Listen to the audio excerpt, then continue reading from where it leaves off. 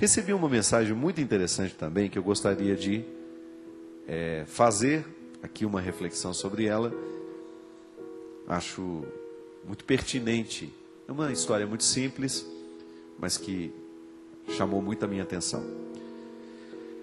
Certo dia, um professor chegou na sala de aula e disse aos alunos para se prepararem, porque eles fariam uma prova surpresa. Todos acertaram as suas filas, aguardando assustados o teste que viria. Todo mundo já passou por isso, né? Aquele professor que chega, hoje tem... Eu me dava um frio na barriga toda vez que a minha professora falava, torneio de fatos. Lembra disso? E eu, muito esperto, acabei comprando aquele lápis que tinha uma tabuada, né? Funcionou 2 aulas. Depois ela descobriu que eu dava uma pesquisadinha. Aí o professor foi entregando, e então a folha da prova, com a parte do texto virada para baixo, né? Como era de costume. Devia ser mimeografada, né? Gente, outro dia eu estava lembrando do tal do mimeógrafo, né? A gente quase ficava tonto, do tanto que aquilo cheirava álcool, né? Porque a professora entregava logo na hora que rodava, né? Cheirão de álcool dentro da sala. Aí entregou para todo mundo. Depois que todos receberam, a professora pediu que eles desvirassem a folha. Para a surpresa de todos, não havia uma só pergunta escrita, nenhum texto, apenas um ponto redondo escuro no meio. O professor, analisando a expressão de surpresa de todos, disse o seguinte: agora vocês vão escrever um texto sobre o que vocês estão vendo. Todos os alunos confusos começaram então a difícil e inexplicável tarefa de fazer então um texto sobre aquela imagem. Terminado o tempo, a professora recolheu as folhas, colocou-se na frente da turma e começou a ler as redações em voz alta. Todas, sem nenhuma exceção, definiram apenas o ponto escuro, tentando dar explicações por sua presença no centro da folha. Terminada a leitura, a sala em silêncio e a professora então começou a explicar. Este teste não será para vocês terem nenhuma nota. É apenas para servir de lição para todos nós. Ninguém na sala falou sobre a folha em branco, mas todos centralizaram a sua atenção no ponto escuro que estava no meio. Assim acontece com as nossas vidas. Temos uma folha em branco inteira para observar, aproveitar, mas sempre colocamos a nossa atenção nos pontos escuros. A vida é um presente da natureza dado a cada um de nós com extremo carinho e cuidado. Temos motivos para comemorar sempre. A natureza que se renova, os amigos que se fazem presentes, o emprego que nos dá o sustento, os milagres que diariamente presenciamos, mas, no entanto, insistimos em olhar apenas para o ponto escuro. O problema de saúde que nos preocupa, a falta de dinheiro, o relacionamento difícil com o familiar, a decepção com o amigo. Os pontos escuros são mínimos em comparação com tudo aquilo que temos diariamente, mas são eles que povoam a nossa mente. Muito interessante, não é? E é tão real isso, né, minha gente? Muitas situações que a gente enfrenta, muitas situações que eu encontro pela minha vida, na verdade, a grande dificuldade nossa é prestar atenção na totalidade das coisas. Eu acho muito interessante porque quando a gente só enxerga o problema, a gente realmente deixa de compreender a totalidade da vida. É igual quando cai um avião. Por que a gente tem medo de voar? Né? Quem precisa voar regularmente, de vez em quando começa a ter aí as suas síndromes, né? Eu de vez em quando eu tenho isso. É porque todos os dias, milhões e milhões de aviões decolam e retornam aos seus destinos, né? Sem nenhum problema. Mas vez em quando, sei lá, de ano em ano, depende muito da época, né? Às vezes caem muitos aviões na mesma época, mas às vezes você passa um tempo longo sem ouvir a história de um acidente. Mas quando acontece, os nossos olhos se voltam para aquela tragédia, para aquele acontecimento, e aquilo é o suficiente para colocar em nós insegurança. Outro dia, por exemplo, eu passei por uma situação de viajar do Rio de Janeiro, de São Paulo até o Rio de Janeiro, num voo com muita turbulência. Horrível. Uma das piores experiências que eu já tive na minha vida dentro de uma aeronave.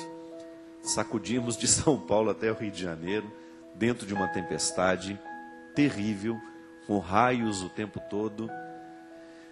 E na hora, é claro que todo mundo, o medo é geral. Aquela sacode, vai para cima, vai para baixo, vai para cima, vai para baixo. Aquela barulheira, né, dentro do avião, de tudo sacudindo. É natural que a gente pense, vai cair. Só que se a gente vai pensar a partir das estatísticas, a gente sabe que estar no céu é mais seguro do que estar na Dutra, mesmo no meio daquela turbulência. Mas agora, quem disse que na hora que a gente está vivendo aquele sufoco, a gente é capaz de pensar com essa tranquilidade? E é por isso que racionalizar uma determinada situação nos ajuda a diminuir a emoção negativa que ela nos causa. Isso é filosofia, viu? Filosofia clínica aplicada. Quando a gente é capaz de racionalizar uma situação, a gente, de alguma maneira, a gente coloca na coleira a emoção que nos faz sofrer. Porque o pensamento desperta uma emoção. É sempre assim. Quando desperta essa emoção, eu acabo sendo tomado, porque eu sou sensorial o tempo todo, né? Eu sou um campo aberto, nós somos um território aberto, nós somos atingidos pelas palavras, nós somos atingidos pelas imagens, nós somos atingidos pelos gestos, e imediatamente essa informação que passa pelo nosso cérebro desencadeia uma maneira de sentir o que está acontecendo. E muitas vezes a solução do desconforto que a emoção causa está na racionalização que nós podemos fazer dela. Isso é uma atitude inteligente, né? Deus nos ensina isso o tempo todo. É impressionante como Jesus fazia isso com as pessoas. Jesus sabia que o que fazia sofrer era a emoção descontrolada. Então ele tinha uma palavra para reorientar aquela emoção sem controle. Por isso que nós acreditamos muito que a nossa conversão passa pela nossa mente. Por quê? Porque a mente transforma o nosso jeito de sentir. Quando eu estou acostumado a só olhar para os meus problemas, quando eu vivo a avalanche que esses problemas provocam emocionalmente em mim, quando eu não sou capaz de racionalizá-los e equilibrá-los para encaminhar uma solução para eles, eu corro o risco de ficar refém dessas emoções descontroladas. E Jesus, quando encontrava as pessoas, ele provocava justamente isso nelas. Ele emprestava, ele concedia àquela pessoa uma nova forma de olhar para a vida.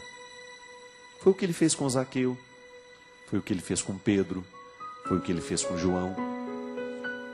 Ele modificava o sentimento a partir de um pensamento. Isso é muito interessante porque isso a gente consegue falar assim didaticamente, mas na hora que a gente está vivendo, razão e emoção se dão no mesmo pacote, né? Mas a gente tem como, no momento em que a emoção está nos dominando, tentar colocar um cabresto nessa emoção para que ela não venha nos prejudicar. É igual você, foi abandonada. Digamos que você tinha um namorado, você era apaixonada por ele te traiu, foi embora, e agora você vive o desconforto de não estar mais ao lado dele. É uma emoção que te prejudica, porque essa emoção, ela te faz sentir-se julgada fora, ela te faz sentir menosprezada. Agora, como é que você pode se salvar? Impedir que essa emoção continue a te julgar dentro de um poço que depois fica difícil de sair? É você racionalizar. Se ele foi embora, é porque eu não represento muito para ele. Se eu não represento muito para ele, não vale a pena sofrer por ele. Aí você começa a ter uma informação racional para tentar organizar a desordem afetiva. O que eu realmente perdi? Quando o namorado vai embora, o que você realmente perde?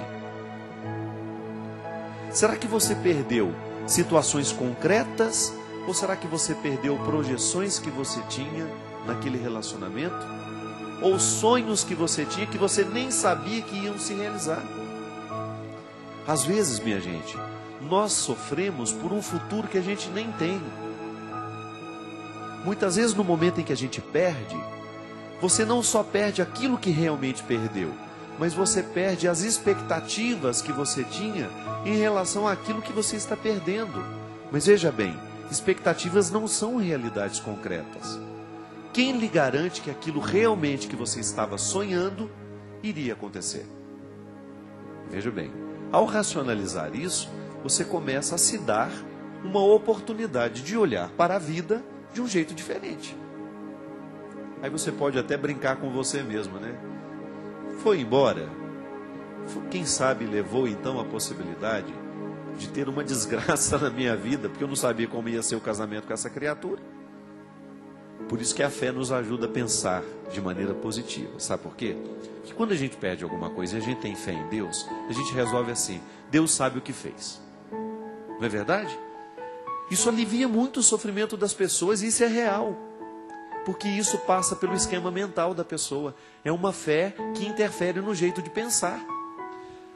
Quando aquela pessoa é capaz de dizer: Deus sabe o que faz, perdi, o emprego não deu certo, a viagem que eu tanto sonhava não deu certo, é melhor você colocar essa frase dentro do seu coração, já que você não tem como alterar o resultado.